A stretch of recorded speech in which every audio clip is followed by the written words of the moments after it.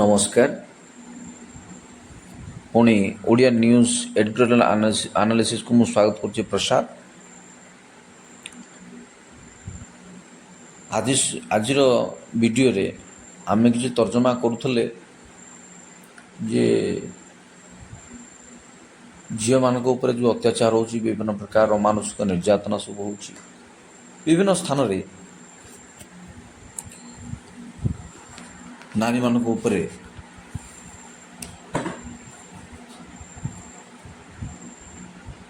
ହଇରାଣ ହରକତ କରୁଛନ୍ତି ଲୋକମାନେ। ଏମିତିକି ବଡ଼ ବଡ଼ ଶିକ୍ଷାନୁଷ୍ଠାନ ମାନଙ୍କରେ ମଧ୍ୟ ଝିଅମାନଙ୍କ ଉପରେ ଏ ଯେଉଁ ଅମାନସିକ ନିର୍ଯାତନା ସବୁ ହେଉଛି, ଗାଁ ଗହଳିରେ ସହରରେ ସବୁଠି ସବୁ ଚାଲିଛି। ଏକ ସାଧାରଣ କଥା ହେଇଗଲା। ସବୁ ଘର କୁହନ୍ତି ହର ଘର କା କାହାଣୀ, ଘର ଘର କା କାହାଣୀ, ଏଟା ଘର ଘର କା କାହାଣୀ, ପ୍ରତି ଘରର କାହାଣୀ। ଦୋଷ କାହାର? ସେ ଦୋଷ କାହାର ବାହାର କରିବାର ସମୟଟା ନାହିଁ, ବରଂ ସମାଜକୁ କେମିତି ସୁଧାରିବା। ତେଣୁ କୁହନ୍ତି ତାଳି ଦି ହାତରେ ବାଜେ, ଦି ହାତ ମିଶିଲେ ତାଳି ବାଜେ। ପୁରୁଷର ବି ଦୋଷ ଅଛି, ନାରୀର ବି ଦୋଷ ଅଛି। ଏମିତି ପରିସ୍ଥିତିରେ ଆମେ ସମାଜକୁ କେମିତି ସୁଧାରିବାକୁ ସେଟା ଚିନ୍ତା କରିବା। କାରଣ ଯେତେ ଶିକ୍ଷା ହାର ବଢ଼ୁଛି, ଯେତେ ଶିକ୍ଷିତ ହେଉଛନ୍ତି ଆମେ, ସେତେ ନାରୀ ଅସୁରକ୍ଷିତ ହେଇଯାଉଛି। ସେତିକି ରେପ୍, ବଳାତ୍କାର, ବିଭିନ୍ନ ପ୍ରକାର ହଇରାଣ ମର୍ଡର ହେଉଛି। ଯେଉଁ ଗୋପାଳପୁରରେ ଯେଉଁ ଘଟଣାଟା ଘଟିଲା ଆମର ସି ବିଚ୍ରେ, ତ ନାରୀ କେଉଁଠି ଅସୁରକ୍ଷିତ ନୁହଁ, ନାରୀ କେଉଁଠି ବି ସୁରକ୍ଷିତ ନୁହଁ। ନାରୀ ସବୁଠି ଅସୁରକ୍ଷିତ, ଘରେ ବାହାରେ, ପରିବାରରେ, କର୍ମକ୍ଷେତ୍ରରେ, ସବୁ ଜାଗାରେ ନାରୀ ଅସୁରକ୍ଷିତ। ଏମିତି ପରିସ୍ଥିତିରେ ଝିଅମାନେ ବହୁତ ଅସୁରକ୍ଷିତ ହେଉଛନ୍ତି। ଏମିତି ଏକ ସାଇକୋଲୋଜି କାହିଁକି ସୋସାଇଟିରେ କାହିଁକି ଏମିତି ଗୋଟେ କନସିୟସ୍ ବା ଧାରଣା ସୃଷ୍ଟି ହେଇଛି? ଅବଶ୍ୟ ସଂସାରରେ ଚାଲିଛି କେବଳ ନାରୀମାନଙ୍କ ପାଇଁ।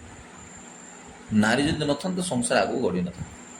ପୁରୁଷ ନାରୀ ବା ମେଲ୍ ଫିମେଲ୍ ନଥିଲେ ସଂସାର ଆଗକୁ ଗଢ଼ି ନଥାନ୍ତା। ସେ ପଶୁ ଜଗତରେ ହଉ, କି ପକ୍ଷୀ ଜଗତରେ ହଉ, କି ମଣିଷ ଜଗତରେ ହଉ, ସେ ଏନିମାଲ୍ କିଙ୍ଗଡମ୍ରେ ହଉ କି ମଣିଷ ଦୁନିଆରେ ହଉ, ପୁରୁଷ ନାରୀ ଅଛି ବୋଲି ହିଁ ସଂସାରଟା ଆଗକୁ ଗାଡ଼ି ଗଢ଼ୁଛି। ତେବେ ସବୁ ପୁରୁଷ ଯେମିତି ସମାନ ନୁହଁ, ସବୁ ନାରୀ ବି ସେମିତି ସମାନ। ପାଞ୍ଚଟା ଆଙ୍ଗୁଠି ହାତରେ ଅଛି, ସମସ୍ତେ ସମାନ କି ନାହିଁ?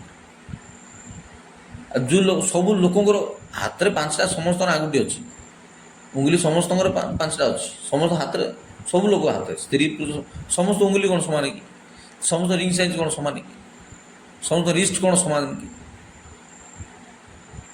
ଆଖି ସମସ୍ତଙ୍କର ସମାନ ନା? କାନ ସମସ୍ତଙ୍କର ସମାନ ନା? ନାକ ସମସ୍ତଙ୍କର ସମାନ? ନଈକେ ଭାଙ୍ଗ ଦେଶକେ ଫାଙ୍କ କହିଲା ବେଳେ ସବୁ ଲୋକ କିଛି ନା କିଛି ଭିନ୍ନ ଥିବେ। ମନାନ୍ତର, ମତାନ୍ତର, ଚିନ୍ତାଧାରା ଫରକ ରହିବ। ଘର ଭିତରେ 4 ଭାଇ କି 5 ଭାଇ ରହିକି ବି ସମସ୍ତେ ସମାନ ହେଇପାରିବେ। ତେବେ ଏଇ ଯେଉଁ ନିର୍ଯାତନା, ବିଭିନ୍ନ ଦୁର୍ଘଟଣା ଘଟୁଛି, କାଲି ତ ବୋଧେ ଓଡ଼ିଶା ବନ୍ଦ ଥିଲା। ବିଭିନ୍ନ ରାଜନୈତିକ ଦଳମାନେ ଓଡ଼ିଶା ବନ୍ଦ କରିଥିଲେ। ଏମିତି ପରିସ୍ଥିତିରେ କ'ଣ କରାଯିବ? କାହିଁକି ଏତେ ନିର୍ଯାତନା ହେଉଛି? ତାର ଉତ୍ତରଟା କ'ଣ? ଉତ୍ତରଟା ପାଉଲ ଲେଖିଲେ ଗୋଟେ କଥା, ହୁଏତ କେଉଁଠି ନା କେଉଁଠି ନାରୀ ପ୍ରତାରିତ ହେଉଛି, କିମ୍ବା କେଉଁଠି ନା କେଉଁଠି ପୁରୁଷ ନାରୀକୁ ନିଜର ସ୍ୱାର୍ଥ ଯୋଗୁଁ ବ୍ୟବହାର କରୁଛି। ତେଣୁ ପାଉଲ ଲେଖିଲେ ପୁରୁଷ ପ୍ରତାରିତ ହେଇନି, ନାରୀ ପ୍ରତାରିତ ହେଇଛି, ପ୍ରତାରଣା ହେଇଛି। ମାନେ ଲୋକଙ୍କ କଥାରେ ଫୁସିଲି ଯିବା, ଫୁସିଲେଇଲେ ଗୋଟେ କଥା, ଫୁସିଲେଇବା ଲୋକଙ୍କ କଥାରେ ପରିଚାଳିତ ହେବା। ପର ଶିକାଣୀ ବୋଲନ୍ତି, ଆମ ଗାଁ ଗହଳି ପର ଶିକାଣୀ। ନାରୀମାନେ ସାଧାରଣତଃ ପର କଥାରେ ବେଶୀ ଧ୍ୟାନ, ଯେତେବେଳେ କୁହନ୍ତିନି ପର କଥାରେ ଘର ନାଶ, ନିଜ ବୁଦ୍ଧିରେ ଘର ବାସ, ପର କଥାରେ ଘର ନାଶ, ସର୍ବନାଶ। ଦୁର୍ଜନ ସଙ୍ଗେ କଲେ ବାସ, ନିଃସ୍ୱ ହୋଇବ ସର୍ବନାଶ ବୋଲି ଲୋକ କଥା କହୁଛନ୍ତି।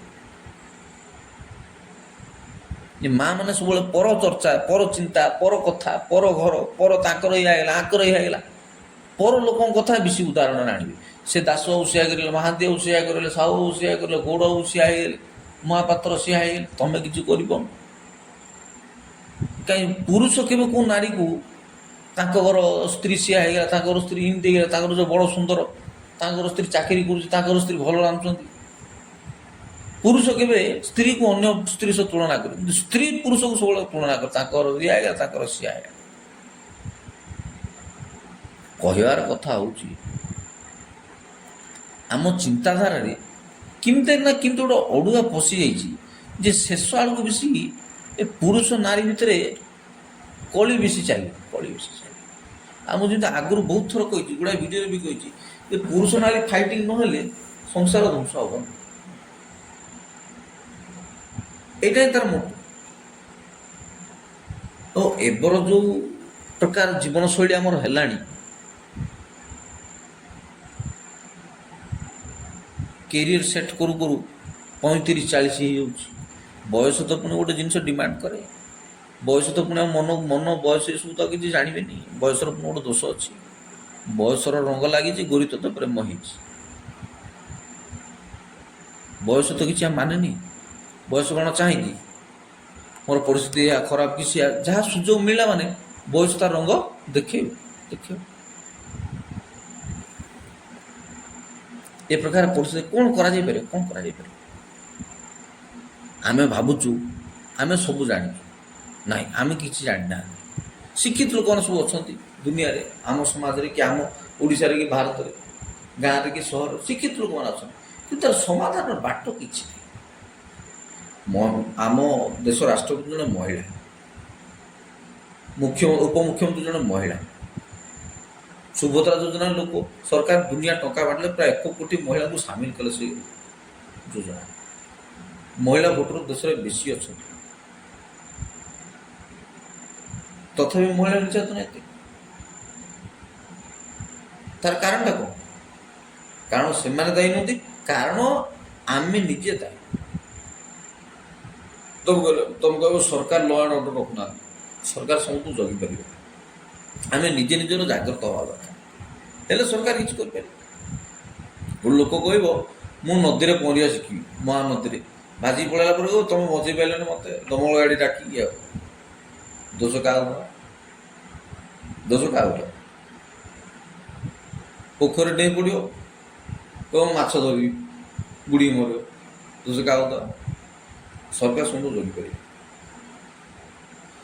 ମୋଟାମୋଟି କଥା ହେଲା, ସଂସାରଟା ଯଦି ଚାଲିଛି ତେବେ ନାରୀ ପୁରୁଷର ସୁନ୍ଦର ମିଳନ ବା ସୁନ୍ଦର ସହବାସ, ସୁନ୍ଦର ସମ୍ପର୍କ ପାଇଁ ସଂସାରଟା ଚାଲିଛି। ସମ୍ପର୍କଟା ଯେତେ ତିକ୍ତ ହେବ ସଂସାର ସେତେ ଅସୁନ୍ଦର ହେବ, ସଂସାର ସେତେ ଭାଙ୍ଗିବ, ସଂସାର ସେତେ ଛାରଖାର ନାରଖାର ଯାହା କରିପାରିବ। ଆମ ବାଇବେଲିକା ଦୃଷ୍ଟିକୋଣ ହିସାବରେ ନାରୀ ହେଉଛି ସବୁଠୁ ସର୍ବଶ୍ରେଷ୍ଠ ଆଉ ସର୍ବଶେଷ କୃତି। କୃତି ମାନେ ସୃଷ୍ଟି। ଆପଣ କହିବେ କାହିଁକି ଏ କଥା କହୁଛନ୍ତି? ପ୍ରଭୁ ପୃଥିବୀର ସବୁ ତିଆରି କରିସାରିଲା ପରେ, ଆଦମକୁ ତିଆରି କଲେ ପ୍ରଥମେ, ତାପରେ ସବୁ ତିଆରି କରିସାରିଲା ପରେ ଶେଷରେ ନାରୀକୁ ତିଆରି। ଆଉ ନାରୀର ଶରୀର ଅଙ୍ଗ ପ୍ରତ୍ୟଙ୍ଗ ଯେମିତି ଗଠନ ହେଇଛି, ନାରୀର ସର୍ବାଙ୍ଗ ସୁନ୍ଦର, ସବୁ ଜିନିଷ ସୁନ୍ଦର। ଆମ ଗାଁ କଥା ନକରୁ ନାସିକା ପର୍ଯ୍ୟନ୍ତ ସବୁ ଜିନିଷ ତାର ସୁନ୍ଦର। ତେଣୁ ସେ ନାରୀ ନରଠାରୁ ନେତା ହେଉଛି। ତେଣୁ ନାରୀକୁ ସର୍ବଶ୍ରେଷ୍ଠ ଆଉ ସର୍ବଶେଷ କୃତି ବୋଲି, ଆଉ ତାକୁ ପ୍ରଭୁ ଏମିତି ତିଆରି କରୁଛନ୍ତି ଯେ ସେ ଗଢ଼ିବ ଆଉ ସେ ଭାଙ୍ଗିବ। ସେ ସଂସାର ଗଢ଼ିବ, ସଂସାର ଭାଙ୍ଗିବ। କେମିତି ସଂସାର ଗଢ଼ିବ?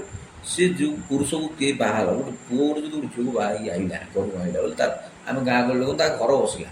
ଆମ ଗାଁ ଗହଳିରେ ଝିଅମାନଙ୍କୁ କହନ୍ତି ସେ ବା ଘର କଲା। କି ଘର କଲା? ଗୋଟେ ପୁଅକୁ ବାହା ହେଲା, ଭାଇ ସେ ଗୋଟେ ଘର କଲା। କନିଆ ହେଇକି ବାହା ହେଇକି ଘର କଲା, ସେ ଘର କଲା ପରା। ଆମେ ଚାଲୁ ଭାଷାରେ ମାଆ ମାନେ କହନ୍ତି, ଏବେ ଆଉ ସେମିତି କହୁନାହାନ୍ତି, କିନ୍ତୁ ଆମେ ଜାଣିଛୁ, ପିଲାବେଳେ ଶୁଣିଛୁ ସେ ଘର କଲା। ସେ ଝିଅଟା କ'ଣ ବାହା ହେଲା? ହଁ ବାହା ହେଲା, ସେ ତ ଘର କଲା। ଝିଅ ଯେତେବେଳେ ପୁଅ ପାଇଁ ପୁଅ ଯେତେବେଳେ ଝିଅ ପାଇଁ ବାହା ହୁଏ, ଗୋଟେ ପରିବାର ହୁଏ। ବାଇବେଲ ଲେଖିଛନ୍ତି ପ୍ରଭୁ ବେସାହାରା ଲୋକମାନଙ୍କ ପାଇଁ, ଅସହାୟ ଲୋକଙ୍କୁ ପରିବାର ତିଆରି କରନ୍ତି। ପରିବାର କ'ଣ? ପୁଅ ଝିଅ ବାହା ହେଲେ ଗୋଟେ ପରିବାର, 2 ଜଣ ମିଶିଲା ଆମର ଫ୍ୟାମିଲି ବୋଲନ୍ତି। It's my family, family formula ବୋଲନ୍ତି, ଫ୍ୟାମିଲି ଫର୍ମୁଲା। ଆଉ ସେ ନାରୀ ଯଦି ବିଶୃଙ୍ଖଳିତ ହେବ, ନାରୀ ଯଦି ସୁରକ୍ଷା ପାଇବନି, କି ନାରୀ ଯଦି କୁଚିନ୍ତା ବ୍ୟବହାରକୁ ବିଭିନ୍ନ ପ୍ରକାର ଖରାପ ମାର୍ଗରେ ଚାଲିବ, ପରିବାରଟା ରହିବ। ପ୍ରଥମତଃ ନାରୀର ଚିନ୍ତାଧାରାକୁ ଠିକ୍ କରିବାକୁ ପଡ଼ିବ। ଦ୍ୱିତୀୟତଃ ନାରୀ ପ୍ରତି ଏକ ସହନଶୀଳ ପରିବେଶ ଆମକୁ ତିଆରି କରିବ। ସେ ତିଆରି କରିବା ପାଇଁ ଆଉ ସଚେତନ କରିବାକୁ ପଡ଼ିବ। ଏବେ ମୁଁ ଦେଖୁଥିଲି ଫେସବୁକ୍ରେ କଂଗ୍ରେସ କହୁଛି ଗୋଟେ ଆପ୍ ଆମେ ଲଞ୍ଚ କରିବୁ ଯେଉଁଥିରେ କି ନାରୀ ସୁରକ୍ଷାର କିଛି ହେଲା ଗୋଟେ ଆପ୍ ମୋବାଇଲ ଲଞ୍ଚ କରିବୁ ଯେକୌଣସି ମୁହୂର୍ତ୍ତରେ ବିପଦ ହେଲେ କି ଯାହା ବି କିଛି ଗୋଟେ ଜିନିଷ ଅନଲାଇନ୍ କିଛି ଗୋଟେ କରିବୁ ଆମେ ସାହାଯ୍ୟ କରୁ ଆପ୍ ଗୋଟେ ଲଞ୍ଚ କରିବୁ ଆମେ ନାରୀ ସୁରକ୍ଷା ପାଇଁ ହେଲ୍ପଲାଇନ୍ ନମ୍ବର ଅଛି ସରକାର ବି କିଛିଟା ଆପ୍ କିଛି ଲଞ୍ଚ କରିଛନ୍ତି ମୁଁ ଯାହା ମନେ ପଡ଼ୁଛି ମୋର ଯାହା ମନେ ସରକାର ବି ଗୋଟେ ବ୍ୟବସ୍ଥା କରୁଛନ୍ତି ନାରୀ ସୁରକ୍ଷା କିନ୍ତୁ ନାରୀ ନିଜେ ସୁରକ୍ଷିତ ରହିବି ନାରୀ ନିଜେ ନିଜର ସୁରକ୍ଷା ରଖିବି ନାରୀ ନିଜେ ନିଜର ପ୍ରତି ସଚେତନ ହେଲେ ତ ତାକୁ ସୁରକ୍ଷା କରିବ ତେଣୁ ଗୋଟେ କଥା ଅଛି God help them those who help themselves ବୋଲି କଥା ଅଛି ପ୍ରଭୁ ସେଇମାନଙ୍କୁ ସାହାଯ୍ୟ କରନ୍ତି ଯେଉଁମାନେ ନିଜକୁ ନିଜେ ସାହାଯ୍ୟ କରନ୍ତି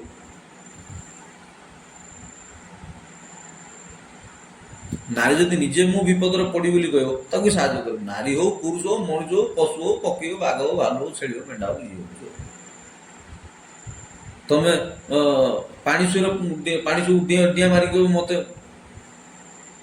ମୁଁ ଭାସିଗଲି ମୁଁ ବୁଡ଼ିଗଲି ମୁଁ ମରିଗଲି କିଏ ସବୁ ରକ୍ଷା କରିବ ଆରେ ନିଆଁ ଜଳୁଛି ପଶନା ବୋଲେ ଆମେ ନିଆଁ ଭିତରେ ପଶିକି ରକ୍ଷା କରିବୁ କିନ୍ତୁ କଥା ହଉଛି ସେୟା ଆମେ ନିଜକୁ ନିଜେ ସୁରକ୍ଷା ଦେବାକୁ ପଡ଼ିବ ନିଜ ପ୍ରତି ନିଜେ ଜାଗ୍ରତ ହେବାକୁ ପଡ଼ିବ କଥା ହେଉଛି ଆମେ ନିଜ ଜାଗ୍ରତ ନିଜେ ହେବାକୁ ପଡ଼ିବ ଆମ ଗାଁ ଗହଳି ନିଜ ଜାଗ୍ରତ ନିଜେ ହେବାକୁ ପଡ଼ିବ କାରଣ ଈଶ୍ୱର ନାରୀକୁ ଗୋଟେ ସେମିତି ସିକ୍ସ ସେନ୍ସ ଦେଇଛନ୍ତି ଯେ ସେ ପରିସ୍ଥିତି ଆକଳନ କରିପାରିବ ପାରିପାର୍ଶ୍ୱିକ ପରିସ୍ଥିତିକି ଆକଳନ କରିକି ସେ ତାର ଉପସ୍ଥିତି ସେ ଜାଗା ଛାଡ଼ିବେ ନା ରହିବ ସେ ସିକ୍ସ ସେନ୍ସଟା ପ୍ରଭୁ ଦେଇଛନ୍ତି ସେ ଅଶିକ୍ଷିତ ଝିଅ ହୁଅନ୍ତୁ ବୁଢ଼ୀ ମାଗିନା କଥା ଛାଡ଼ ଅଶିକ୍ଷିତ ଝିଅ ହୁଅନ୍ତୁ ଶିକ୍ଷିତ ସେ ଆକଳନ କରିପାରିବେ ସେ ଜିନିଷ ବୁଝିକି ସେ କରିବ ଏ ଯେଉଁ ଆମର ସୌମ୍ୟାଶ୍ରୀ ଘଟଣାଟା ଘଟିଲା ଗୋଟେ ବୋଲି ଝିଅ ବୋଧେ ତାଙ୍କର ପ୍ୟାରେଣ୍ଟସ୍ ବାପା ମୁଁ ତ କହୁଥିଲି ୟା ପୂର୍ବ ଭିଡ଼ିଓରେ ମୁଁ କହୁଥିଲି ସେ କଥା କେତେ ଦୁଃଖଦାୟକ ଘଟଣା ସବୁ ତାର ପ୍ରଫେସର କି ଏଚୋଡ଼ି କି ଯିଏ ବି ଯାହାର ବି ଦୁର୍ବ୍ୟବହାରରେ ସେ ଆସିଛି ଏଥିପାଇଁ ସେ ନିଶ୍ଚୟ ଭାଙ୍ଗି ପଡ଼ିଛି କିନ୍ତୁ ଭାଙ୍ଗି ପଡ଼ିବାର ମାନେ ନୁହଁ ଆତ୍ମହତ୍ୟା କରିବା କି ପେଟ୍ରୋଲ ଢାଳିକି ମୁଁ ମରିଯିବି ମୋ କଥା ଶୁଣୁନାହାନ୍ତି ଇଏ କରୁନାହାନ୍ତି ନା ଏ ଯୁଗରେ ଏତେ ଅସହାୟ ହେବାଟା ମୋତେ କାହିଁ ଠିକ୍ ଲାଗେ ତମ ବାପା ମା ପାଖକୁ ତମ ଯିବା କଥା ଥିଲା ତାଙ୍କୁ ସବୁ କଥା ଖୋଲିକି କହିବାର ଥିଲା ତମ ଗୋଟେ ମ୍ୟାଚୁଅର୍ଡ ଝିଅ ବିଇଡ଼ି କରୁଛ ବିଏଡ଼୍ ପଢ଼ୁଛ ଇଣ୍ଟିଗ୍ରେଟେଡ୍ ବିଏଡ଼୍ କି ସିମ୍ପଲ୍ ବିଏଡ଼୍ କରୁଛ ଯାହାହେଲେ ଶିକ୍ଷକ ହେଇଥାନ୍ତା ତମ ପାଖରେ ଏତେ immature knowledge, immature behavior is not acceptable. ତମେ ଭାଙ୍ଗି ଯାଇଛ ସତ କଥା କିନ୍ତୁ ମରିଗଲା ପରେ ଏବେ କୁମ୍ଭୀର କାନ୍ଦା ହେଲେ କ'ଣ ହେବ ତମେ ବଞ୍ଚି ଥାଇକି ହେଲେ ସାଇଜ୍ କରିଦେଲେ ହେଇଥାନ୍ତା ତମ ପାଇଁ ମୁଖ୍ୟମନ୍ତ୍ରୀଙ୍କ ପ୍ରକୋଷ୍ଠ ଖୋଲା ହେଇଯାଇଥାନ୍ତା ତମେ ଯଦି ଚାହିଁଥାନ୍ତା ତମ ପାଖରେ ଯଦି ଠୋସ୍ ପ୍ରମାଣ ଥାନ୍ତା ଆଜିକାଲି ମୋବାଇଲରେ ଭିଡ଼ିଓ ରେକର୍ଡ଼ିଂ ଅଡ଼ିଓ ରେକର୍ଡ଼ିଂ ସବୁ ଜିନିଷ ତା ସହିତ କେମିତି ବ୍ୟବହାର ହେଉଛି କ'ଣ କଦର୍ଯ୍ୟ ବ୍ୟବହାର କି ଯାହା ସବୁ ପ୍ରମାଣ ଯଦି ତମେ ଯୋଗାଡ଼ କରି ରେଡ଼ି କରିଥାନ୍ତ ତମକୁ ମୁଖ୍ୟମନ୍ତ୍ରୀଙ୍କ ପ୍ରକୋଷ୍ଠ ଖୋଲା ହେଇଥାନ୍ତା ତମେ ତାଙ୍କ ପାଖରେ ପହଞ୍ଚିଥାନ୍ତ ତମେ ନିଜକୁ ବାହାରି ଦେବ ଠିକ୍ କର ଏମିତି କ'ଣ ବଡ଼ କଥା ଆଜ୍ଞା ତମକୁ କିଏ ବଳାତ୍କାର କରିଦେଲା ନା ବ୍ୟବଚାର କରିଦେଲା ନା ତମକୁ ରେପ୍ କରି ଛାଡ଼ିଦେଲା ନାଇଁ ମୁଁ ତୁମ ବାହା ହେବିନି ଏ ଯେମିତି ଆମର ବ୍ରହ୍ମପୁର ଗୋଟେ ମେଡ଼ିକାଲରେ ଗୋଟେ ଲଜ୍ ଗୋଟେ ଘଟଣା ଘଟିଲା ଗୋଟେ ଝିଅ ଗୋଟେ ପୁଅ ଡାକିଲା ତା ସହିତ ସହବାସ କଲା ତାକୁ ଛୁରୀ ଘୁଷି ମାରିକି ସହବାସ କଲ ବାହା ହବ କି ନ ହବ ସେ ଅଲଗା ତ ମାରିବାର କ'ଣ ଆବଶ୍ୟକ ପୁଅଟେ ମାରିଦେଲା ଦେଖୁଛ କି ପୁରା ଘଟଣା ସବୁ ଭାବିଦେଲେ ମୁଣ୍ଡ ଖରାପ ମୁଣ୍ଡ ଘୁରେଇ ଯାଉଛି ଆମ ସମୟରେ କ'ଣ ଆମ ଟାଇମ୍ ହେଇଥିଲେ ପଦେ ଝିଅକୁ କଥା ହେବାକୁ ଆମେ ଡରୁ ଝିଅଙ୍କୁ ପଦେ କଥା ହେବାକୁ ଆମେ ଘର ଯିବ ଆମ ସ୍କୁଲ ଟାଇମ୍ ସେ ହବ କଲେଜ ଟାଇମ୍ ସେ ହବ ଏବେ ମୁଁ ଶୁଣୁଥିଲି କାଲି ନା ପରଦିନ ନ୍ୟୁଜ୍ ଶୁଣୁଥିଲି ଆଜିକାଲି କେଉଁ ଗୋଟେ କଲେଜରେ ଓଡ଼ିଶାରେ ନା ଓଡ଼ିଶା ବାହାରେ ମୁଁ ଜାଣିନି ଝିଅମାନେ ଯଦି ପାଠ ପଢ଼ିବାକୁ ଗଲେ ତାର ବୟଫ୍ରେଣ୍ଡ ମାନଙ୍କୁ ନେଇକି ଆସିବ ମାନେ ଗୋଟେ ବୟଫ୍ରେଣ୍ଡ ଥିଲେ ସେ ଆଡମିସନ୍ କରିପାରିବ ସର୍ତ୍ତନ ନିଜର ଆଜି ଦୁନିଆ ନ୍ୟୁଜ୍ ଚାଲୁଛି ଆଜିକାଲି ପୁଅଟେ ଯଦି ସାଥିରେ ଅଛି ବୟଫ୍ରେଣ୍ଡ ଅଛି ବୋଲି ସେ କଲେଜରେ ଆଡମିସନ୍ କରିପାରିବ ନହେଲେ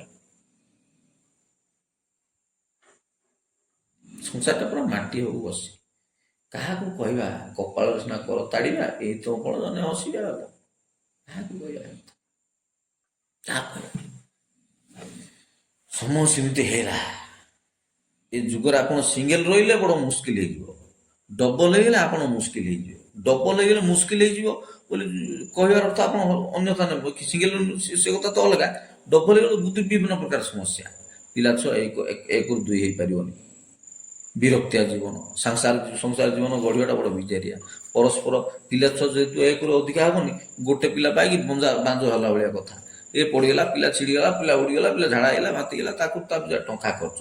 ମୁଁ ଗୋଟେ ଜଣେ ଆମର ଜଣେ ବନ୍ଧୁ ହିଁ ହେବେ, ବରପୁରରେ କଥା ହେଲା, ମିସ୍ତ୍ରୀ କଥା ହଉଥିଲେ ଯେ ଛୁଆଟା ଜନ୍ମ କରି ତାକୁ ପାଳିବା ପୋଷିବା ତାର କିଏ ନେବେ, ମାସିକି ତା ଖର୍ଚ୍ଚ 10,000 ହେଇଯାଉଛି। ଛୁଆଟା ଜନ୍ମ କରି ତାର ଲାଳନ ପାଳନ କରିବା, ତାର ପୋଷିବା, ତାର ସବୁ ଖର୍ଚ୍ଚ ଦାୟିତ୍ୱ, ହଗିସି ମୁତିଛି ଆଉ ଯେତେ ପ୍ରକାର ଅଛି, ତା ହରଲିକ୍ସ, ଲାକ୍ଟୋଜିନ୍, ମାକ୍ଟୋଜିନ୍ ସବୁ ଏସବୁ ଜିନିଷ କଲାବେଳକୁ 10,000 ଖର୍ଚ୍ଚ ହଉଛି ମୋର ଭାଇଟା। ବା, ପିଲା ଛୁଆ ଜନ୍ମ କରି ପୋଷିବା ଚଳେଇବା ଭାରି ଏକ୍ସପେନ୍ସିଭ କଥା, ଏକ୍ସପେନ୍ସିଭ କଥା। ଦ୍ୱିତୀୟତଃ ଆମର ଯେଉଁ ସହବାସ ହେଉଛି ପୁରୁଷ ନାରୀମାନଙ୍କର, ସେଟା ବଡ଼ ମୁସ୍କିଲ ହେଇଗଲାଣି। ପିଲା ଛୁଆ ଜନ୍ମ କରିବା, ପ୍ରଡକ୍ସନ୍ କରିବା ଆଉ ଉଦ୍ଦେଶ୍ୟ ହେଇକି ନାହିଁ। ବିବାହ ସନ୍ତାନ ପ୍ରସବ ଆଉ ଉଦ୍ଦେଶ୍ୟ ନାହିଁ। ବିବାହର ଅର୍ଥ ସନ୍ତାନ ପ୍ରସବ, ବାହା ହେବାନି କିନ୍ତୁ ବାହା ହେବା ସବୁ କରିବା, କିନ୍ତୁ ପିଲା ପାଇବାର ଆଉ ପିଲା ଜନ୍ମ କରିବାର ଆଉ କିଛି ନାହିଁ। ଆମ ଗାଁ ଗହଳି ଲୋକ ଆମେ ଜାଣିଛୁ, ସ୍ତ୍ରୀମାନେ ଅତି କମ୍ରେ 3ଟା ଛୁଆ ନହେଲେ ତାଙ୍କର ଯେଉଁ ଫିଜିକାଲ ଆପିଟାଇଟ୍ ଯେଉଁ ଗୋଟେ ଥାଏ, ଶାରୀରିକ ଭୋକ, ସେଟା କମେ ନାହିଁ, ସେଟା ସାଟିସ୍ଫାଏଡ୍ ହୁଏନି ବୋଲି କହନ୍ତି, ଲୋକ କୁହନ୍ତି, ବୁଢ଼ା ଲୋକମାନଙ୍କୁ। ଅତି କମ୍ରେ 3ଟାରୁ ପିଲା ଅଧିକା ଜନ୍ମ କରିବା ଦରକାର।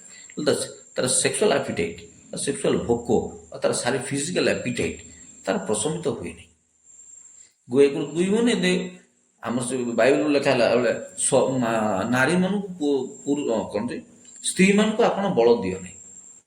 ଆମେ ହାଲିଆ ହେଇଯାଉଛୁ, ତାଙ୍କର ପୂର୍ଣ୍ଣ ହଉନି। ଏମିତିଆ କଥା। ଖୋଲା କଥା ତ ଖୋଲା କଥା ଡିସ୍କସ୍ କରିବା, ଯଦି ଖୋଲା କଥା ଡିସ୍କସ୍ କରିବା, ଲୁଚେଇବା କାହିଁ କେଉଁ କଥା? ଆଜି ଯେଉଁ ଯୁଗରେ କେଉଁଟା କଥା କମ୍ ଅଛି କି? ମୁଁ ପଢ଼ୁଥିଲି ପେପରରେ, ଏ ଯେଉଁ ଗୋପାଳପୁରରେ ଯେଉଁ ଘଟଣାଟା ହେଲା, ସେ ପିଲାମାନେ କୁଆଡ଼େ କଣ୍ଡମ୍ ୟୁଜ୍ କରିଛନ୍ତି ସେ ଝିଅକୁ ବଳାତ୍କାର କରିବାର। କଣ୍ଡମ୍ ୟୁଜ୍ କରି ମାନେ ହେଲା ପ୍ରମାଣ ନଷ୍ଟ କରିବ ବୋଲି କଣ୍ଡମ୍ ୟୁଜ୍ କରୁଛନ୍ତି। ଯେ ସେଗୁଡ଼ା ପୁରୁଷର ବଳ ସରିଯାଉଛି, ନାରୀର ମନ ତୃପ୍ତ ହଉନି। କ'ଣ କରାଯିବ ଏମିତି ପରିସ୍ଥିତି? ଜଣେ ହାଲିଆ, ଜଣଙ୍କର ମନ ହଉନି। ଏମିତି ପରିସ୍ଥିତି କ'ଣ କରାଯାଇପାରିବ? ଆପଣ କ'ଣ କରିପାରିବେ? ତେଣୁ ଇଏ ଗୋଟେ ଡିସେକ୍ସୁଆଲାଇଜେସନର ଯୁଗ। ଡିସେକ୍ସୁଆଲାଇଜେସନ ଯେତେବେଳେ ବନ୍ଧ୍ୟାକରଣ ହେବ, ପୁରୁଷ ବନ୍ଧ୍ୟାକରଣ, ନାରୀ ବନ୍ଧ୍ୟାକରଣ, ବିଭିନ୍ନ ପ୍ରକାର ପଦକ୍ଷେପ ସବୁ, ବିଭିନ୍ନ ପ୍ରକ୍ରିୟା, ବିଭିନ୍ନ ପ୍ରୋସିଜର, ବିଭିନ୍ନ ପ୍ରଣାଳୀ ସବୁ ବାହାରିଲାଣି, ମେଥଡ଼ ବାହାରିଲାଣି, ଟେକ୍ନୋଲୋଜି ବାହାରିଲାଣି, ଉପାୟ ବାହାରିଲାଣି ସବୁ। ଆଉ ଉପାୟ କିଛି ନାହିଁ। ବାହା ହେଲେ ଭଲ, ବାହା ନହେଲେ ଭଲ। ବାହା ହେବାକୁ ଗଲେ ସେଟଲ୍ ହେବାକୁ ପଡ଼ିବ, ପଇସା ଭଲ ଥିବା ଦରକାର। ପିଲା ଛୁଆକୁ ଗୋଟେ ପିଲା ଜନ୍ମ କଲେ ତାକୁ ଭଲ ଏଜୁକେସନ୍ ଦେବା ଦରକାର। ଗୋଟେ ବିନ୍ଦାସ, ଗୋଟେ ଫ୍ରିଡମ୍ ଥିବା ଦରକାର, ଫାଇନାନ୍ସିଆଲ ସେଟଲ୍ ଥିବା ଦରକାର। ଦରଦାମ ଯେଉଁଭଳିଆ ବୃଦ୍ଧି, ଏସବୁ ଜିନିଷରେ ଚଳିବାକୁ ହେଲେ ଆହୁରି ବୋଝଗ୍ରସ୍ତ ହେଇଛି। ତାପରେ ବୋରଡମ୍ ପରା କହନ୍ତି, ବୋରଡମ୍, ଅବସାଦଗ୍ରସ୍ତ ଜୀବନ। ପଇସା ହେଲେ ଏଇଟା ନାହିଁ, ଏଇଟା ହେଲେ ସେଟା ନାହିଁ, ସପିଂ କରିବା, ମଲ୍ ଯିବା, ବୁଲିବା, ଖାଇବା, ରେଷ୍ଟୁରାଣ୍ଟ ଯିବା, ଏଇସବୁ ଯେଉଁ ପ୍ରବଳ ପଇସା ଦରକାର। ତାପରେ ବାହା ହେବା ସବୁ ହେବା, ବୋର୍ଡ ପରସ୍ପର ଗୋଟେ 2 ଜଣ ଯଦି ବସିକି ରହିବେ, ପୁରୁଷ ନାରୀ, ଭଲ ଜିନିଷ କିଛି ହବନି। ଦିନେ ଅଧେ ପ୍ରେମ ହବ, ତାପରେ ତ ଝଗଡ଼ା ବାହାରିବ। ଇଏ ତାର ନେଗେଟିଭ ଦେଖିବ, ସେ ତାର ନେଗେଟିଭ ଦେଖିବ। ତମେ ଆଉଛ ଏତେବେଳେ, ତମେ ଯାଉଛ ସେତେବେଳେ। ତାପରେ ବୋର୍ଡମ୍ରେ କ'ଣ ହବ ନା, ମୋବାଇଲ ଚାଲିବ। ସେ ତାର ମୋବାଇଲରେ ବ୍ୟସ୍ତ ରହିବ, ଇଏ ଆର ମୋବାଇଲରେ ବ୍ୟସ୍ତ ରହିବ। ସେ ତାର ହ୍ୱାଟ୍ସଆପ୍, ଫେସବୁକ୍। ମୁଁ ଗୋଟେ ପଢ଼ୁଥିଲି, ଇଏ ହେଉଛି ଶେଷ ପିଢ଼ି ନାହିଁ, ଆମ ମାଆ ମାନେ ହେଉଛନ୍ତି ଶେଷ ପିଢ଼ି ଯେଉଁମାନଙ୍କର ହ୍ୱାଟ୍ସଆପ୍ରେ କି ଫେସବୁକ୍ରେ ଆକାଉଣ୍ଟ ନାହିଁ। ୟା ପରବର୍ତ୍ତୀ ପିଢ଼ି ବୋଲେ ଆମ ପିଢ଼ିର ଯେଉଁମାନେ ସମସ୍ତଙ୍କର ଆକାଉଣ୍ଟରେ ହ୍ୱାଟ୍ସଆପ୍, ଫେସବୁକ୍ରେ ଆକାଉଣ୍ଟ ଥିବ। ଆମ ମାଆ ମାନେ ହେଉଛନ୍ତି ଶେଷ ପିଢ଼ି ଯେଉଁମାନଙ୍କର କି ଫେସବୁକ୍ରେ କି ହ୍ୱାଟ୍ସଆପ୍ରେ ଆକାଉଣ୍ଟ ନଥିବ। ତ ଫେସବୁକ୍ରେ, ହ୍ୱାଟ୍ସଆପ୍ରେ ଯାହାର ଆକାଉଣ୍ଟ ଅଛି, କି ରିଲ୍ସ ଅଛି, କି ଇନଷ୍ଟାରେ ରିଲ୍ସ ଚଲୁଛି, ସେମାନେ କ'ଣ ହେବେ? ତେଣୁ ସେ ରେବତୀ ଗଳ୍ପ ମନେ ପଡ଼ୁଛି, ଫକୀରମୋହନ ସେନାପତିଙ୍କର। ଲୋ ଜୁଇ ଲୋ ନିଆଁ, ନେଇ ମନେ ପଡ଼ୁଛି ମୋର। ପୁରୁଷ ପାଖକୁ, ପୁରୁଷ ତୋତେ ପାଠ ପଢ଼େ, ତୁ ସ୍କୁଲକୁ ଯିବୁ, ତୁ ଘର ଏରୁଣ୍ଡି ବନ୍ଦର ନେଇକି ଚାଲିବୁ, ତୁ ମୋବାଇଲ ଧରିବୁ। ତେଣୁ ସେ ମନେ ପଡ଼ୁଛି ଆମର ବଡ଼ ଫେମସ୍ କମେଡ଼ିଆନ ଓଡ଼ିଶାର, କି ବଡ଼ ମଜାର ଡାଇଲଗ କହନ୍ତି ସେ, ମୋବାଇଲ ଭାସିଣୀ। ଏମାନେ କ'ଣ ହେବେ ଯେ ଏମାନଙ୍କ ପାଖରୁ କ'ଣ ଏକ୍ସପେକ୍ଟ ଆମେ କରିବା? ଆଶା ଆଉ କିଛି କରାଯାଇ ନପାରେ। କ'ଣ ଆଶା କରିବେ? ସ୍ତ୍ରୀ ମୁଣ୍ଡରେ ଯଦି ଅଳିଆ ପଶିଲା ବୋଲେ ତ ମୁଣ୍ଡ ଖରାପ ହେଇଯିବ। ଆପଣ ଘରେ ଶାନ୍ତି ନାହିଁ, ବାହାରେ ଶାନ୍ତି ନାହିଁ। ହେଲେ ଘରେ ଶାନ୍ତିର ବାତାବରଣର ମୂଳପିଣ୍ଡ ହେଲା ସ୍ତ୍ରୀ। ସେ କଥା ମୁଁ କହିଲି, ପରିବାର, ଫ୍ୟାମିଲି, ଘର କରିବା, ସଂସାର ଏସବୁର ମୂଳପିଣ୍ଡ ହେଲା ତା ନା ସ୍ତ୍ରୀ। ସିଏ ଅଳିଆ ହେଇଗଲେ, ତା ମନରେ ଶାନ୍ତି ନହେଲେ, ସିଏ ଯଦି ସେବା ଯତ୍ନ ନ କଲେ, ସିଏ ଯଦି ଆମ ବିଷୟରେ ସତର୍କ ନହେଲେ, ସିଏ ଆମ ଭିତରେ ଆଗୁଆ ସତର୍କ ନ କଲେ, ଆମେ ସବୁ ବର୍ବାଦ ହିଁ ହେବା। ନା ଘର ଚଲାଏ ନାରୀ, ତାକୁ ସିଏ ଆସିଲା ପରେ ହିଁ ଘର ହୁଏ, ସିଏ ଆସିଲା ପରେ ପରିବାର ହୁଏ। ମାଟି ତ ହବା ମାଟି। ତେଣୁ ଶାସ୍ତ୍ର ଗୋଟେ କଥା ଲେଖିଲା, ମାତା ଦେଶନ କନ୍ୟା ଦେଶନ। ବାଇବେଲ ଗୋଟେ କଥା ଅଛି, ଜିଜୁଗଲ ପୁସ୍ତକ ଲେଖା ହେଇଛି, ମାତା ଦେଶନ କନ୍ୟା ଦେଶନ। ମା ଯେମିତି ପୁଣି ଝିଅ ସେମିତି। ଲୋକ ଆମର କଥା, ବାଘ ନ ଦେଖିଲେ ବିଲେଇ ଦେଖ ବୋଲି ଗୋଟେ କଥା, ମୁଁ ଜାମିତି ଗୋଟେ ପଢ଼ିଥିଲି 9th ନା 10th କ୍ଲାସରେ। ଗୋଟେ କଥା ସାର୍ ଜଣେ କହିଥିଲେ ମୋତେ, ଜଣେ ସାର୍, ବାଘ ନ ଦେଖିଲେ ବିଲେଇ ଦେଖ। ବିଲେଇ ଆଉ ବାଘ ଭିତରେ ସିମିଲାରିଟି ଅଛି, ସିମିଲାରିଟି। ଯଦି ତମେ ବାଘ ଦେଖିନ ତାହେଲେ ବିଲେଇ ଦେଖ ନା। ବିଲେଇର ଠାଣି ବାଣି ଚାଣି ବାଘ ଭଳିଆ ଆକା, ଆଉ ତ ଆକାର ତ ଛୋଟ, କିନ୍ତୁ ବାଘ ନ ଦେଖିଲେ ବିଲେଇ ଦେଖ। ମାତା ଦେଶନ କନ୍ୟା ଦେଶନ। ଝିଅକୁ ଯଦି କେମିତି ଜାଣିବ ତ ମାଆକୁ ଦେଖ, ତା ମାଆର ଗୁଣଟା ଥିବ। ଏଇଟା ଶାସ୍ତ୍ରରେ, ବାଇବେଲରେ ଲେଖା ହେଇଛି। ଆମ ଗାଁ ଗହଳି ଲୋକ କହନ୍ତିନି, ମା ଗୁଣ ତ ଝିଅ, ବାପା ଗୁଣ ପୁଅ। ମା ଗୁଣ ଝିଅ, ବାପା ଗୁଣ। ଯେମିତି ଘର ଭାଟ ଘର ପୁଅ ଭାଟୁଆ, ପାଠ ଘର ପୁଅ ପାଠୁଆ, ନାଟ ଘର ପୁଅ ନାଟୁଆ। ଯେମିତି ଘରର ପିଲା ତ ସେମିତି ହବ, ଯେମିତି ଲୋକର ପୁଅ ତ ସେମିତି ହବ, ଯେମିତି ଘର ଲୋକ ସେମିତି ହବ। ପୁଅ ବାପା ଗୁଣର ହବ, ଝିଅ ମା ଗୁଣର ହବ। କେତେବେଳେ କିନ୍ତୁ 1920 ତଥାପି ପୁରୁଣା କାଳର ଲୋକମାନେ ସବୁ କହିକି ଯାଇଛନ୍ତି, ବାପା ଯେମିତି ପୁଅ ସେମିତି, ମା ଯେମିତି ଝିଅ ସେମିତି। ତାଠୁ ଖରାପ ହେଇଛି ନା, ମାଠୁ ଖରାପ ଖାଇଛି ନା ଭଲ ଜାଣିବେ, ବାପାଠୁ ଖରାପ ହେଇଛି ନା ଭଲ ହେବ।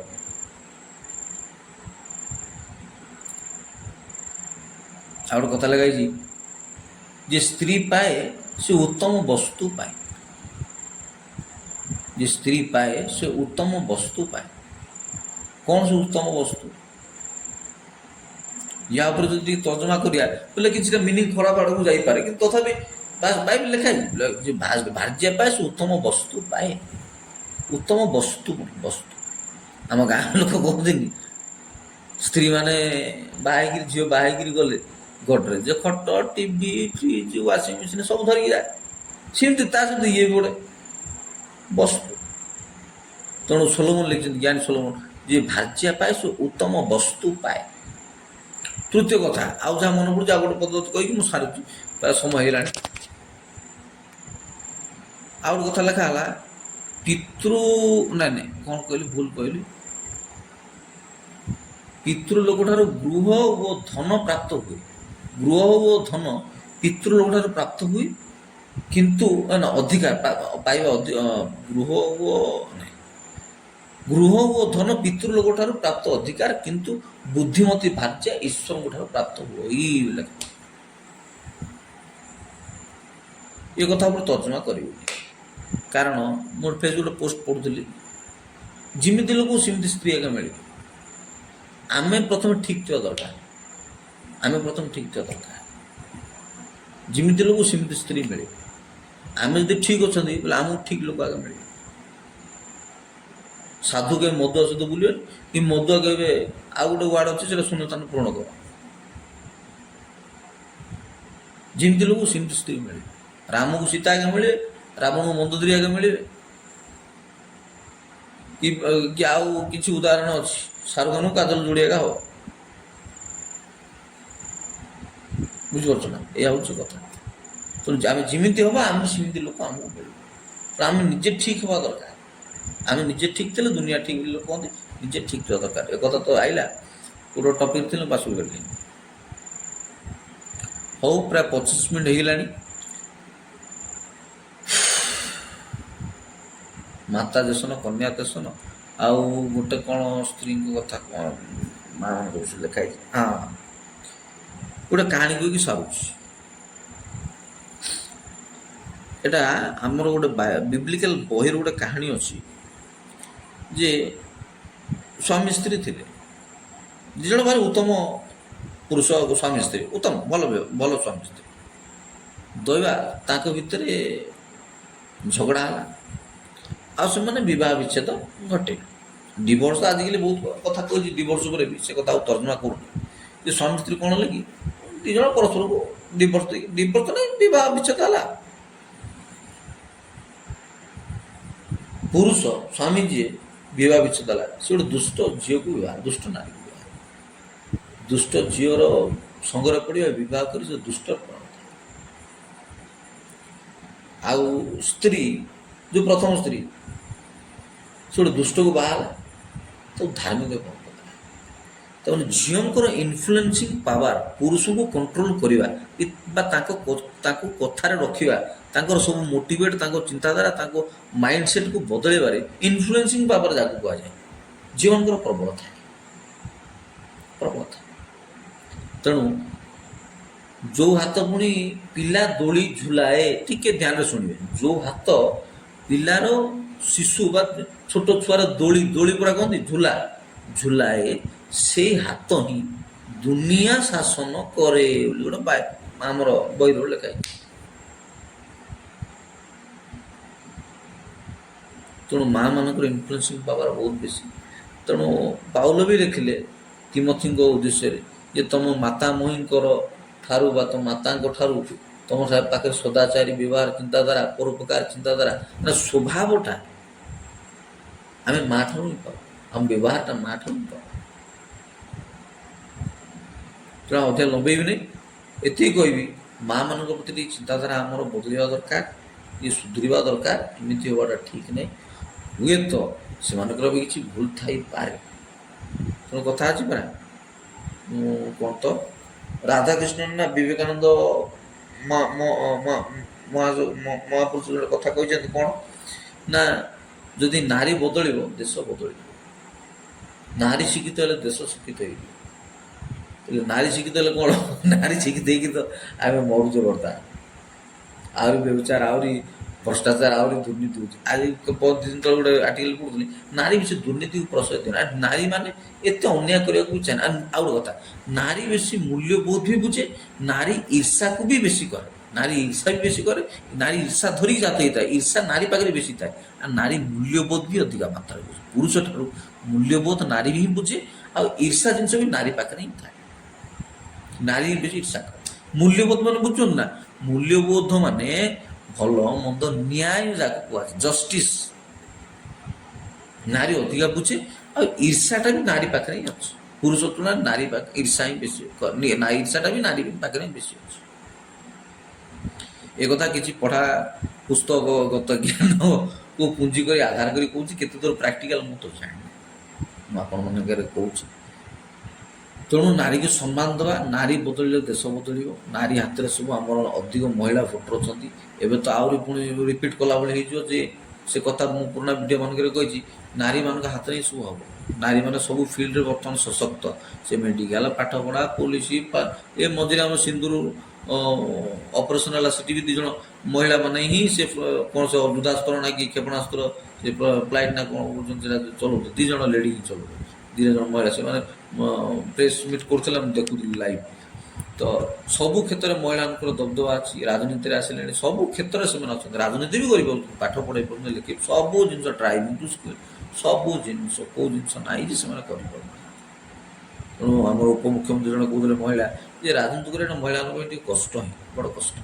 ତଥାପି ଯେଉଁମାନେ ସବୁ ଫିଲ୍ଡକୁ ଆସୁଛନ୍ତି, ତେଣୁ ତାଙ୍କୁ ସମ୍ମାନ ଦେବା, ତାଙ୍କୁ ଗ୍ରହଣ କରିବାକୁ ଶିଖିବା, ତାଙ୍କ ପ୍ରତି ଆମ ଚିନ୍ତାଧାରାଟାକୁ, ମାଇଣ୍ଡ ସେଟ୍ଟାକୁ ବଦଳାଇବାକୁ ପଡ଼ିବ। ଏମିତି ହେଲେ ହେବ। ଆମ ମାଇଣ୍ଡ କ'ଣ କରିବା, ଏଣ୍ଟରଟେନମେଣ୍ଟ ୱାର୍ଲଡ ଆମକୁ ଗୋଟେ ସୋଚ ବିଚାର ଆମକୁ ଉଲ୍ଟା ପାଲ୍ଟା କରିକି ଆମକୁ ଲୋକଙ୍କୁ ନାରୀ ପ୍ରତି ଗୋଟେ ଚିନ୍ତାଧାରାଟାକୁ ଖରାପ କରିଦେଇଛି। ଆମ ଏଣ୍ଟରଟେନମେଣ୍ଟ ୱାର୍ଲଡ କି ଆମର ଇଣ୍ଟରନେଟ୍ କି ଆମର ଏ ବିଭିନ୍ନ ପ୍ରକାର ଡାଟା, ମାନେ ବିଭିନ୍ନ ଇଣ୍ଟରନେଟ୍ ୱାର୍ଲଡଟା ଆମକୁ ନାରୀ ପ୍ରତି ଅଲଗା ମାନସିକତା ତିଆରି କରିଦେଇଛି, ଯେଉଁଟାକି ଆମେ ବଦଳାଇବାକୁ ପଡ଼ିବ। ଆଉ ସମ୍ମାନ ଦେବାକୁ ପଡ଼ିବ, ହାତକୁ ହାତ ମିଳିକି ଚାଲିବାକୁ ପଡ଼ିବ। ବର୍ତ୍ତମାନ ପୃଥିବୀରେ ଆମର ଭାରତ ହେଉଛି 4th ନମ୍ବର ଅର୍ଥନୀତି ଆଉ ଇକୋନୋମିକ୍ ପାୱାର। ଆମେ ଚେଷ୍ଟା କରିବା ଯେମିତି 2036 ଭିତରେ ଓଡ଼ିଶାକୁ ବିକଶିତ ଓଡ଼ିଶା କରିବାକୁ ପଡ଼ିବ। 2047 ନା 2049 ଭିତରେ ତାଙ୍କ ଟାର୍ଗେଟ୍ ଅଛନ୍ତି କେନ୍ଦ୍ର ସେଣ୍ଟ୍ରାଲ ଗଭର୍ଣ୍ଣମେଣ୍ଟ ଭାରତକୁ ପାୱାରଫୁଲ୍ 4th କି 3ୟ ବିଶ୍ୱ ଶକ୍ତି ତିଆରି କରିବାକୁ। ତେଣୁ ଆମେ ବି ଲାଗିବା, ସମସ୍ତେ ହାତକୁ ହାତ ମିଳିମିଶି କାମ ଦାମ କରି, ପାଠଶାଠ ପଢ଼ି, ବେପାର ଚାକିରି କରିକିରି ସମସ୍ତଙ୍କୁ ହାତକୁ ହାତ ମିଳି ଚାଲେ। ତାପରେ ଜନସଂଖ୍ୟା ବି ହୁ ଆଉ ବଢ଼ିବ ନା। ଜନସଂଖ୍ୟା ଉପରୁ ମୁଁ ବହୁତ କଥା କହିଛି ୟା ପୂର୍ବରୁ, ଜନସଂଖ୍ୟା ହୁ ବଢ଼ିବ ନାହିଁ, ଜନସଂଖ୍ୟା ସ୍ଥିର ହେଇସାରିଲାଣି। କାଁ ଭାଁ କେଉଁଠି ଟିକେ ଏବେ ତ ଆମେ ସବୁ ଡିସେକ୍ସୁଆଲାଇଜ୍ ଗଲେ ମାନେ ଜନସଂଖ୍ୟା ଆଉ ବଢ଼ିବ ନାହିଁ, ଜନସଂଖ୍ୟା ଆଉ ବେଶୀ ନାହିଁ। ତେଣୁ ଆମେ ସବୁ ଲୋକ ମାନେ ହେଲା ଝିଅ ପାଇଲେ ବି ପୁଅ ପୁଅ ପାଇଲେ ବି ଝିଅ ଅଲ୍ ଆର୍ ଇକ୍ୱାଲ୍ ଭଳିଆ ହେଲାଣି। ସମସ୍ତଙ୍କୁ ସମ୍ମାନ କରିବା, ପାଠଶାଠ ପଢ଼ିବା, ସ୍କୁଲ କଲେଜ ସବୁ ବନ୍ଦ ହେଲାଣି, ପିଲା ସଂଖ୍ୟା ନାହିଁ। ଆଉ ଏମିତି ଆମେ ସବୁ ମାରି ପିଟିକି ହଇରାଣ ରେପ୍ ବଳାତ୍କାର ବିଭିନ୍ନ ହତ୍ୟା କ'ଣ ଲାଭ, କ'ଣ ହେଲା? ଶାନ୍ତିରେ କେମିତି ବଞ୍ଚିବା, ସମସ୍ତଙ୍କୁ ସମ୍ମାନ ଦେବା, ବୁଢ଼ୀ ହଉ ଛୋଟ ହେଲା। ସବୁବେଳେ ଆମର ଠିକ୍ ଆଉ ଝିଅମାନଙ୍କର ଭୁଲ ବୋଲି କହିଲେ ହେବନି, କି ଝିଅ ସବୁବେଳେ ସ୍ତ୍ରୀମାନଙ୍କର ଠିକ୍ ଆମର ଭୁଲ ବୋଲି କହିଲେ। ଅଧିକାଂଶ ଆମର ଭୁଲ, କିଛି ପରିମାଣ ତାଙ୍କର ବି ଭୁଲ। ଭୁଲ କିଏ ନ କରୁଛି? ମଣିଷ ମାତ୍ର ମିଥ୍ୟା, ମଣିଷ ମାତ୍ର ପାପୀ, ସମସ୍ତେ ଭୁଲ କରୁଛନ୍ତି। ତେଣୁ ସୁଧାରିବାକୁ ପଡ଼ିବ, ପରସ୍ପରକୁ ସମ୍ମାନ ଦେବାକୁ ପଡ଼ିବ, ପରସ୍ପର ତ୍ରୁଟିକୁ ସ୍ୱୀକାର କରିବାକୁ ପଡ଼ିବ। ଆମେ ଯଦି ସୁଧରିବା ତାହେଲେ ହେବ। ଅନ୍ୟ ଦେଶମାନଙ୍କୁ ଦେଖନ୍ତୁ, ଅନ୍ୟ ରାଜ୍ୟମାନଙ୍କୁ ଦେଖନ୍ତୁ, ଅନ୍ୟ ପୃଥିବୀର ଅନ୍ୟାନ୍ୟ ଦେଶମାନଙ୍କରେ କେତେ ସବୁ ଉନ୍ନତ ହେଲାଣି। ସବୁ ଜାଗାରେ ନାରୀମାନଙ୍କର ଦବଦବା ବଢ଼ିଲା। ହିଲାରୀ କ୍ଲିଣ୍ଟନ ଆଉ କମଳା ହାରିସ୍ କେଡ଼େ କେଡ଼େ ସବୁ ହେଲେଣି ଆମେରିକାରେ। କେଡ଼େ କେଡ଼େ ପଦବୀ କଣ୍ଟେଷ୍ଟ କରୁଛନ୍ତି। ମହିଳା ସାରା ବିଶ୍ୱ ରାଷ୍ଟ୍ରପତି ହେଇଛନ୍ତି ଯଦି କମଳା ହାରିସ୍ ଜିତିଥାନ୍ତେ। ତେଣୁ ଚିନ୍ତା କରିବାକୁ ପଡ଼ିବ। ମାଇମାନଙ୍କୁ ଆମେ ସ୍ତ୍ରୀମାନଙ୍କୁ ସେମିତି, ଝିଅମାନଙ୍କୁ ସେମିତି ଆମେ କଲେ ହେବ ନାହିଁ। ତେଣୁ ଆମେ ତାଙ୍କ ପ୍ରତି ଟିକେ ସହନଶୀଳତା ହେବାକୁ ପଡ଼ିବ, ତାଙ୍କୁ ସ୍କୋପ୍ ଦେବାକୁ ପଡ଼ିବ। କ'ଣ କରିବା? ଅତି ବହୁଳ ସୃଷ୍ଟିନାଶ, ଅତି ବୃଷ୍ଟିବହୁଳ ସୃଷ୍ଟିନାଶ, ବୃଷ୍ଟିବିହୀନ ତ ସୃଷ୍ଟିନାଶ। ଆଉ ତାଙ୍କ ସଂଖ୍ୟା ରହିବ ନା, ଆମେ ବି ରହିପାରିବା। ଗୋଟେ ଅଙ୍ଗ, ସମାଜର ଗୋଟେ ଅଙ୍ଗକୁ ଛାଡ଼ିକିରି, ଗୋଟେ ପାର୍ଟକୁ ଛାଡ଼ିକି, 50% ଲୋକଙ୍କୁ ଛାଡ଼ିକିରି ଆମେ ବଞ୍ଚିପାରିବା କି? ନାଇଁ ନା, ବଞ୍ଚିପାରିବା? ଆମେ ସର୍ଭାଇଭଲ୍ କରିପାରିବା କି ତାଙ୍କୁ ଛାଡ଼ିଦେବା? ଏମିତିକି ଏବେ ତ ଜେଣ୍ଡର ପଲିଟିକ୍ସ ଚାଲିଲାଣି, ସେକ୍ସ ରେସିଓର ତାରତମ୍ୟ ହେଲାଣି, ସବୁ ପ୍ରକାର ଇସ୍ୟୁ ତ ଅଛି। ମୁଁ ଆଉ ଖାଲି ଚୁମ୍ବକର ପଦବଦୀ ୱାର୍ଡ଼ ମେନସନ୍ କରିଦେଇ ପଡ଼ୁଛି। ତେଣୁ ଆମେ ସେମିତି ହେଲେ ହେବନି। ଜାତି, intercaste marriage, inter religion marriage, କେତେ କଥା ସବୁ ହେଉଛି। ତେଣୁ ସବୁକୁ ସହନଶୀଳ ହେଇକି ଆମେ ସୁଧାରିବା, ଚାଲିବା, ଠିକ୍ଠାକ୍ ଚାଲିବା। କିନ୍ତୁ ଝିଅମାନଙ୍କୁ ନିଜର ସ୍କୋପ୍ ବି ବଢ଼ାଇବାକୁ ପଡ଼ିବ। ତାପରେ ସେମାନେ ନିଜର ଜାଗ୍ରତ ହେବାକୁ ପଡ଼ିବ। କେଉଁ ପୁଅ କାହାକୁ ହେଲା ପୁଅ ଷଣ୍ଢ, ସେମାନେ ଯାହା ବି କରିପାରିବେ ପବ୍ଲିକ୍ ପ୍ଲେସ୍ ହଉ। ତେଣୁ ନିଜର ସୁରକ୍ଷା ନିଜେ ପାଇଁ ଚିନ୍ତା କରିବାକୁ ପଡ଼ିବ। ବେଶୀ ଶିକ୍ଷିତ ହେଲୁ, ବେଶୀ ଜାଣୁଛୁ, ବେଶୀ ବୁଝିପାରୁଛୁ, ମୋବାଇଲ ଚଲେଇ ଜାଣୁଛୁ, ସବୁ ଗାଡ଼ି ଚଲାଉଛୁ, ସ୍କୁଟି ଚଲାଉଛୁ, ସବୁ କରିପାରୁଛୁ ବୋଲିକିରି ଯଦି ଆମେ ଫରୱାର୍ଡ଼ ହେବାକୁ ଯାଇକି ଯଦି ବିପଦକୁ ଡାକିବା, ବୋଲେ ଆରେ ଷଣ୍ଢ ମୋତେ ବିନ୍ଦୁ, ଆରେ କିଳା, ବୁଝିପାରୁଛ ନା? ଶୁଣତାନ କ'ଣ ଆରେ ଷଣ୍ଢ ମୋତେ ବିନ୍ଦୁ ଭଳିଆ ହେଇଯିବ। ତେଣୁ ନିଜ ସୁରକ୍ଷା ନିଜେ, ଆଲୋ ସୁରକ୍ଷା ଆପଣଙ୍କ ମତ ଆପେ ରଖି ନିଜ ସୁରକ୍ଷା ନିଜେ ଚାଲିଲା ପରେ ବି ଯଦି ଭୁଲ ହେଉଛି ଭାବିବା ହେଲା ଆମର ଭାଗ୍ୟ ଯାହା ଅଛି। ଏଥିସହିତ ରହୁଛି। ବହୁତ ଧନ୍ୟବାଦ। Thank you.